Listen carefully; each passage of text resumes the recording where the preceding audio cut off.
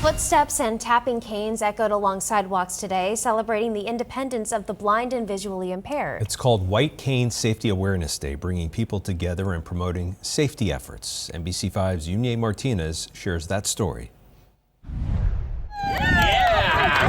Every sound, every step is a story. Make ourselves visible. For 52-year-old Heather Burge of Colchester, that story started long before this walk in Burlington. When we spread awareness, we want people to understand that we are out here living our lives just like everyone else. Born blind, Burge first used a walking cane before switching to what she calls her best friend, her guided dog. Together, they become her compass, helping her navigate the world. We may approach things a little bit differently, but we don't have special needs. We don't need or want anything extra. We want a world that takes our needs into consideration. Organizers invited the public to step into that experience, using simulating glasses to see what navigating a sidewalk feels like without sight. Even if it just sort of brings one thought back into your life when you see the truncated domes on the sidewalk and you know those are for people who are using their canes, or you see maybe a crack on the sidewalk and you think that would be hard to navigate with a cane. I had that experience at White Cane Awareness Day.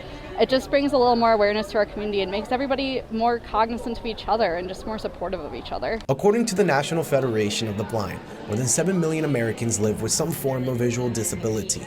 And for many, this white cane is their path to independence. And for Heather Burge, that awareness isn't just about sympathy, it's about connection. There's no resource like another blind person who's maybe been doing an activity that you're interested in getting into and has some tips and tricks and lived experience.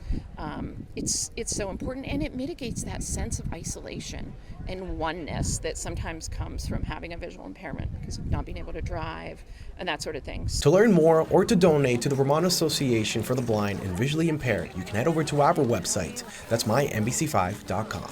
In Burlington, Yunie Martinez, NBC5 News.